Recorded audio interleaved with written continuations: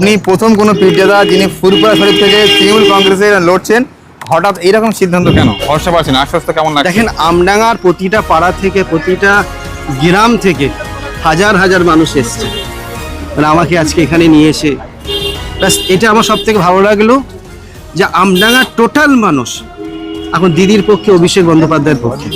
আপনি প্রথম কোনো পীরজাদা যিনি ফুরফুরা শরীফ থেকে তৃণমূল কংগ্রেসে লড়ছেন, হঠাৎ এইরকম সিদ্ধান্ত কেন? দেখেন, বাংলাকে বাঁচাতে হবে, বাংলার মানুষকে বাঁচাতে হবে, হিন্দু, মুসলমান, দলিত, আদিবাসী, খ্রিস্টান, পাঞ্জাবিদেরকে বাঁচাতে হবে। সেই স্বার্থে আমি ফুরফুরা শরীফের একজন পীরজাদা হিসাবে, পীর পরিবারের ছেলে হয়ে আমাকে নামতে হলো। তার কারণ বাংলাকে শেষ করার জন্য বিজেপিরা উঠে পড়ে লেগেছে, তারা ধর্ম নিয়ে রাজনীতি করছে। আজকে আমরা দেখাতে চাইছি এখানে ধর্ম নয়, মানুষের উন্নয়ন, যেখানে মানুষ সেখানে থাকবে। উন্নয়নের কথা বলছি, কার বাড়িতে উন্নয়ন পৌঁছায়নি? দিদির ৭৪টা প্রকল্প প্রত্যেকটা মানুষের বাড়িতে পৌঁছে গেছে। প্রধান প্রতিপক্ষ হিসেবে কাকে দেখছেন আমরা বিধানসভা? আমার প্রধান প্রতিপক্ষ বিজেপি ছাড়া আর কিছু নেই।